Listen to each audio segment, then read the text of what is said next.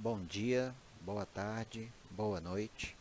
Meu nome é Lucas Brandão. Estou gravando essa aula aqui para os alunos do oitavo ano da disciplina Ciências da Escola Estadual Nila Fará, em Vespasiano. Pois bem, essa aula aqui vai ser sobre reprodução.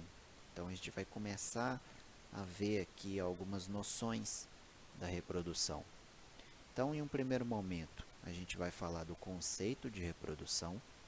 Depois nós vamos falar dos tipos de reprodução. Então, diferenciar o que é reprodução sexuada, o que é a reprodução assexuada.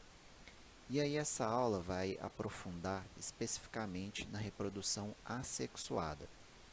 Então a gente vai falar da bipartição, ou divisão binária, do brotamento, da esporulação e da regeneração.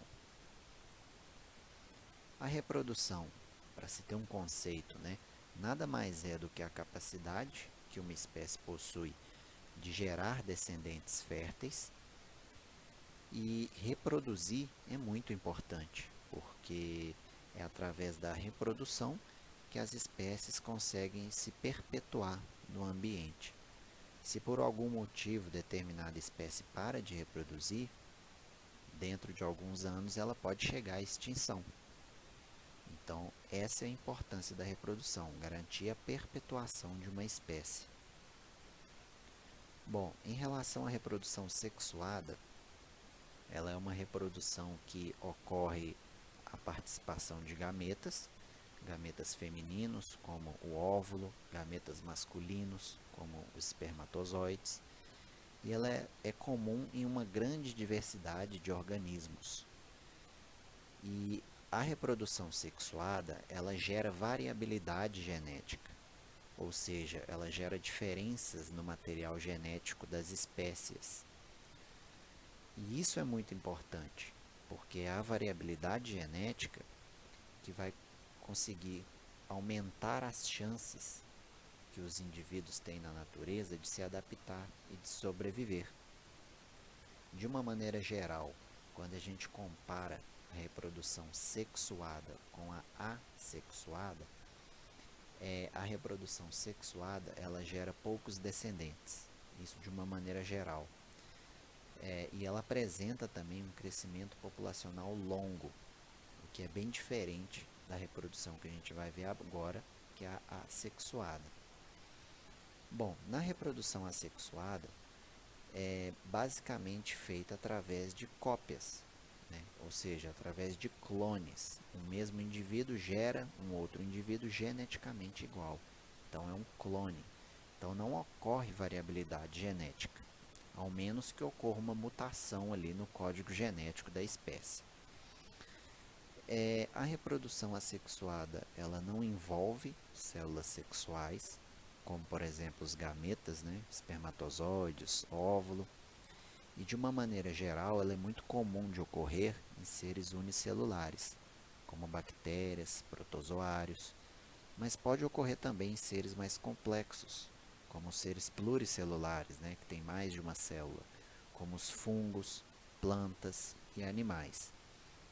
E a reprodução assexuada, a importância dela se dá justamente por ser um processo rápido, quando a gente compara com a reprodução sexuada.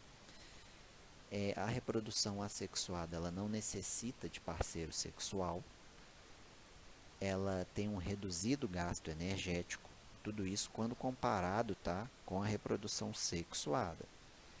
E por fim, a reprodução assexuada ela permite um rápido crescimento populacional.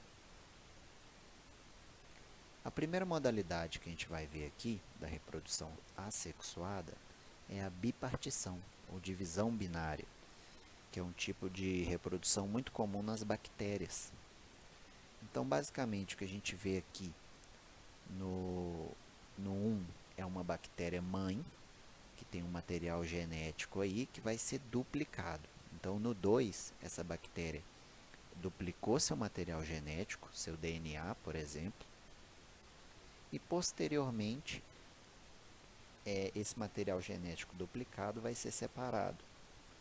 Então, a bactéria mãe gera duas células filhas com o mesmo material genético, né? Então são clones. E a partir daí essas bactérias continuam o processo duplicando o material genético e novamente se dividindo. Então não ocorre aí uma variabilidade genética, ao menos que tenha algum tipo de mutação nesse material genético. Bom, a segunda modalidade de reprodução é o brotamento. E ela é comum de ocorrer nas esponjas, né? Então o que a gente pode perceber aqui é que basicamente uma esponja ela forma um broto, né, um novo indivíduo geneticamente igual, e esse indivíduo em determinada fase da vida ele pode se destacar do corpo dessa esponja original e se desenvolver em um novo indivíduo, ou então permanecer colado e formar novos brotos e a partir daí formar uma colônia, né? Na foto da esquerda a gente pode ver isso aí, várias esponjas coladas, né, juntas, formando uma colônia. Bom, então o conceito de brotamento nada mais é que a formação de novos indivíduos, né, clones, no corpo da esponja original. E esses novos indivíduos eles podem separar e se desenvolver em indivíduos adultos ou permanecer ligados à esponja original, formando então uma colônia. As esponjas são animais aquáticos que vivem no ambiente marinho, né, a grande maioria, mas existem também esponjas que habitam a água doce. Elas estão fixas no substrato, né, no solo, digamos assim, do ambiente marinho, por exemplo, ou podem estar em rochas, né, quando elas estão no ambiente mais raso, geralmente ficam fixas ali em um substrato como rocha. Ou na região bentônica, né, que é a região mais profunda ali, as profundezas do oceano, do ambiente marinho, né, elas vão estar fixas aí no solo do oceano.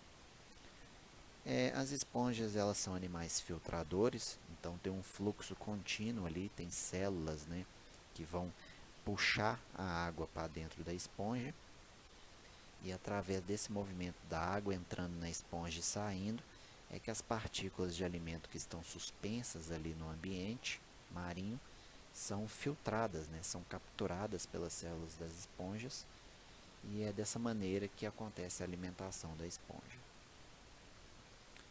Bom, um outro processo de reprodução que existe é a esporulação, que nada mais é que fungos que liberam esporos no ambiente.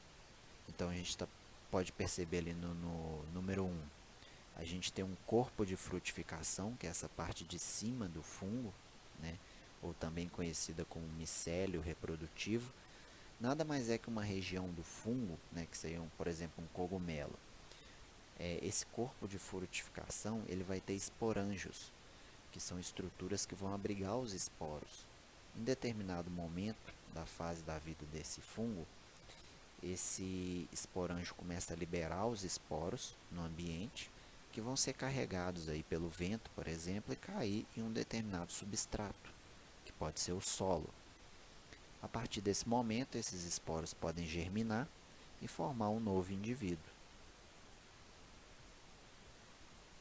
Que é o que a gente está vendo aí, né? No passo 3 para o passo 4, por exemplo. No passo 3, o esporo caiu no solo, formam as hifas, né, que são espécies de raízes que vão fixar esse fungo no solo, e aí o fungo se desenvolve aí e se torna no indivíduo adulto, como a gente pode ver no indivíduo 4.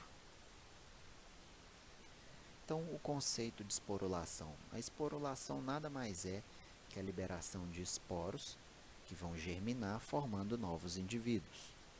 Esses esporos podem estar presentes no ar ou no próprio corpo dos animais. É muito comum de ser levado pelo vento. E uma característica muito interessante é que esses esporos eles germinam facilmente na presença de umidade e matéria orgânica.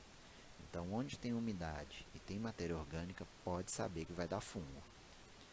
Então, por exemplo, se os cereais, né, arroz, milho, trigo, aveia ou qualquer outro alimento não tiver uma secagem ideal, Isso vai favorecer o que? A umidade.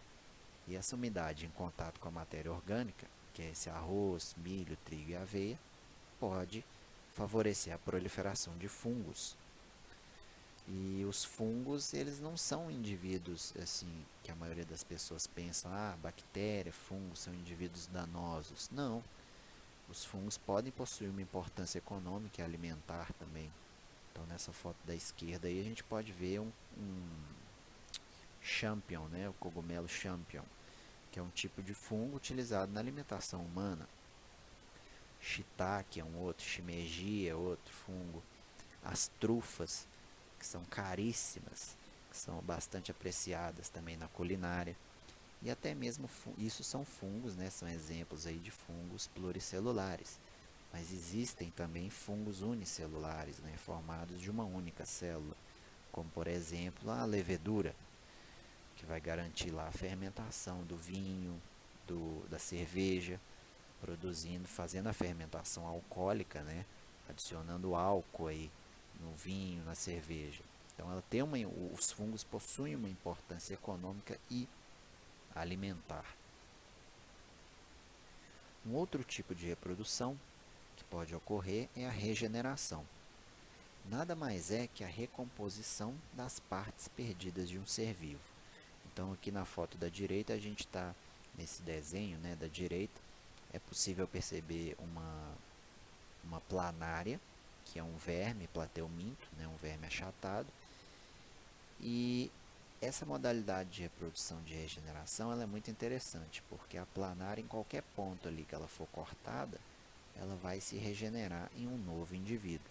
Novamente, aqui são clones, tá? Indivíduos geneticamente iguais a esse indivíduo que foi cortado.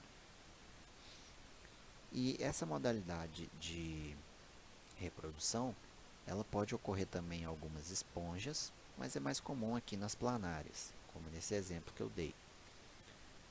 As planárias são, como eu falei, vermes achatados, né, plateumintos, que vivem na água doce e são de vida livre, então eles não são parasitas, né? Então esse é um exemplo aí de reprodução que ocorre nas planárias. Bom, essa aula aqui eu tirei do livro do 8º ano, que a Escola Estadual Nila Fará adotou no programa nacional, né, do livro didático de 2020, que é o Apoema, do 8º ano da coleção Ciências aí.